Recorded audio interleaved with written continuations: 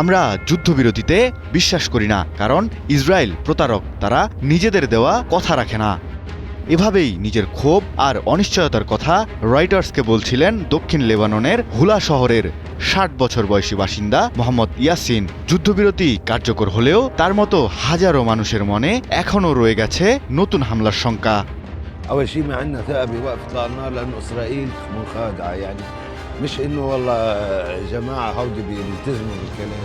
দীর্ঘ ৩ মাস পর অবশেষে যুদ্ধবিরতি হয়েছে ইসরায়েল এবং লেবাননের সশস্ত্র গোষ্ঠী হেজবুল্লাহর। একজন জ্যেষ্ঠ লেবানিজ কর্মকর্তা নিশ্চিত করেছেন যে শনিবার বিকেল থেকেই পুরোপুরি যুদ্ধবিরতি চলছে। কিন্তু এই যুদ্ধবিরতিকে বিশ্বাস করতে নারাজ লেবাননের অধিকাংশ বাসিন্দাই। তাদের মতে ইসরায়েল বিশ্বাসঘাতক, তাদের যুদ্ধবিরতিতে বিশ্বাস নেই।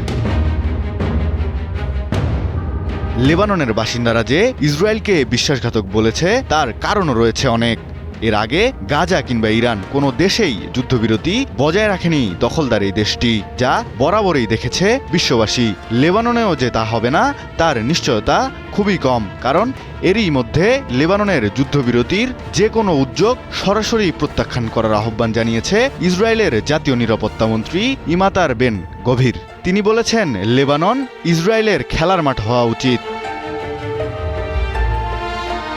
আর তাই তো বিশ্বাসঘাতক ধুরন্তর এই দেশের যুদ্ধবিরতি নিয়ে লেবাননের বাসিন্দা ইয়াসিন রয়টার্সকে বলেন, যুদ্ধবিরতি টিকে থাকবে কিনা সেই প্রশ্নের উত্তর এখনও অজানা।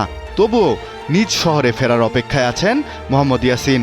তিনি বলেন, এই মুহূর্তে তারা বলবে রাস্তা খোলা এবং পরিস্থিতি নিরাপদ, আমি আমার বাড়িতে ফিরে যাব। মার্চ থেকে শুরু হওয়া ইসরায়েল হিজবুল্লাহর সংঘাতে লেবাননে বস্তুচ্যুত মানুষের সংখ্যা ১২ লাখ ছাড়িয়ে গেছে।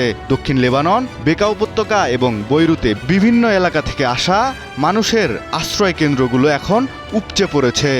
দেশটির বহু স্কুল, সরকারি ভবন ও খোলা স্থান অস্থায়ী আশ্রয় শিবিরে পরিণত হয়েছে। মানবিক সংকটের মাত্রা এতটাই বেড়েছে যে আশ্রয়, খাদ্য ও চিকিৎসার সহায়তা নিশ্চিত করাই বড় চ্যালেঞ্জ হয়ে দাঁড়িয়েছে। বহু পরিবার মাসের পর মাস ধরে তাঁবু, স্কুল কিংবা অস্থায়ী আশ্রয় কেন্দ্রে বসবাস করছে। হাজার হাজার বাড়িঘর ধ্বংস হওয়ায় দ্রুত স্বাভাবিক জীবনে ফেরা সম্ভব হচ্ছে না। লেবাননের কর্তৃপক্ষের তথ্য অনুযায়ী চলতি সংঘাতে দেশটিতে ৪,০০০-এরও বেশি মানুষ নিহত হয়েছে, ধ্বংস হয়েছে হাজার হাজার বাড়িঘর। যুদ্ধবিরতির পরেও অনেকে আশঙ্কা করছেন সামান্য উস্কানিতেই আবারও জ্বলে উঠতে পারে সীমান্তের সংঘাত।